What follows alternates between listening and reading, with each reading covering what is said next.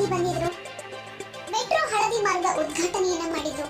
ಸದ್ಯ ಬೆಂಗಳೂರಿಗೆ ಬಂದಂತಹ ಮೋದಿ ಅವರ ಜೊತೆ ಡಿಸಿಎಂ ಡಿಕೆ ಶಿವಕುಮಾರ್ ಅವರು ಬಿಜೆಪಿ ಹಾಗೂ ಮಿತ್ರ ಪಕ್ಷದ ನಾಯಕರಿಗಿಂತ ಒಂದ್ ಹೆಜ್ಜೆ ಮುಂದೆನೆ ಕಾಣಿಸಿಕೊಂಡಿದ್ದಾರೆ ಅಂತ ಹೇಳ್ಬೋದು. ಯಾಕಂದ್ರೆ ಕಾರ್ಯಕ್ರಮ ಮುಗಿದ ಮೇಲೂ ಕೂಡ ಈ ಇಬ್ಬರು ನಾಯಕರುಗಳ ಬಗ್ಗೆನೆ ರಾಜಕೀಯ ವಲಯದಲ್ಲಿ ಚರ್ಚೆ ಜೋರಾಗಿ ನಡೀತಾ ಇದೆ. ಮೋದಿ ಜೊತೆ ಡಿಸಿಎಂ ಡಿಕೆ ಶಿವಕುಮಾರ್ ತುಂಬಾ ಅತ್ಯಂತ ಆತ್ಮೀಯವಾಗಿ ಕಾಣಿಸಿಕೊಂಡಿದ್ದಾರೆ. ನಗು ಮುಖದಲ್ಲಿ ಮಾತುಕತೆಯನ್ನು ನಡೆಸಿದ್ದಾರೆ. ರಾಗಿಗುಡ್ಡ ಮೆಟ್ರೋ ಸ್ಟೇಷನ್ ನಿಂದ ಮೋದಿ ಜೊತೆಗೆ ಓಡಾಟ ನಡೆಸಿದ್ರು. ಮೆಟ್ರೋ ಸ್ಟೇಷನ್ ಒಳಗಡೆ ಮೆಟ್ರೋ ಮಾರ್ಗದ ಬಗ್ಗೆ ಮೋದಿ ಅವರಿಗೆ ತಾವೇ ಮಾಹಿತಿಯನ್ನ ಕೊಟ್ಟರು.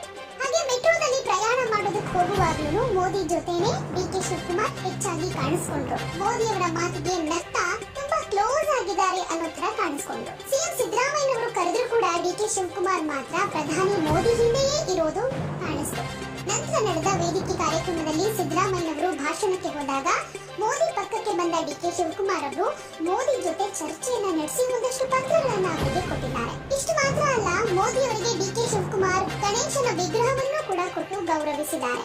ನಂತರ ಮೋದಿ ಪಕ್ಕಕ್ಕೆ ಹೋಗಿ ತುಂಬಾ ಹತ್ತಿರಕ್ಕೆ ಹೋಗಿ ಅವರ ಕಿವಿಯಲ್ಲಿ ಏನೋ ಹೇಳಿ ಚರ್ಚೆ ಮಾಡಿರೋದು ಕೂಡ ಕಾಣಿಸಿದೆ. ಸಿಎಂ ಸಿದ್ದರಾಮಯ್ಯನವರು ಭಾಷಣ ಮಾಡೋದಕ್ಕೆ ಎದ್ದೋದ್ಮೇಲೆ ಆ ಚೇರ್ಗೆ ಬಂದು ಡಿಕೆ ಶಿವಕುಮಾರ್ ಕೂತ್ಕೊಳ್ತಾರೆ.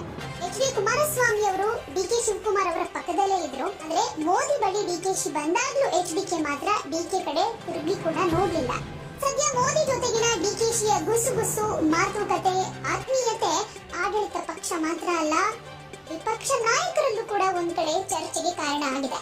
ಮೋದಿ ಜೊತೆಗಿನ ಡಿಕೆ ಶಿವಕುಮಾರ್ ಒಡನಾಟದ ಬಗ್ಗೆ ಡಿಕೆ ಶಿವಕುಮಾರ್ ಕೂಡ ಸೋಷಿಯಲ್ ಮೀಡಿಯಾದಲ್ಲಿ ಪೋಸ್ಟ್ ಹಾಕಿದ್ದಾರೆ. ಬರೀ ಇಬ್ಬರೇ ಇರೋ ವಿಡಿಯೋಗಳನ್ನ ಮಾಧ್ಯಮಗಳಿಗೂ ಕೂಡ ಬಿಡುಗಡೆ ಮಾಡಿದ್ದಾರೆ.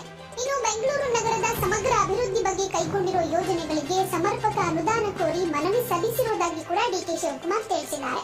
ಮೋದಿ ಜೊತೆಗೆ ಆತ್ಮೀಯತೆಯಾಗಿದ್ದ ಡಿಕೆ ಶಿವಕುಮಾರ್ ಇಷ್ಟಕ್ಕೆ ಸುಮ್ಮನಾಗದೆ ಸರ್ಕಾರದ ಗಿಫ್ಟ್ ಅನ್ನ ಹೊರತುಪಡಿಸಿ ಗಣೇಶ ಮೂರ್ತಿಯನ್ನ ಮೋದಿ ಅವರಿಗೆ ಕೊಟ್ಟಿದ್ದಾರೆ.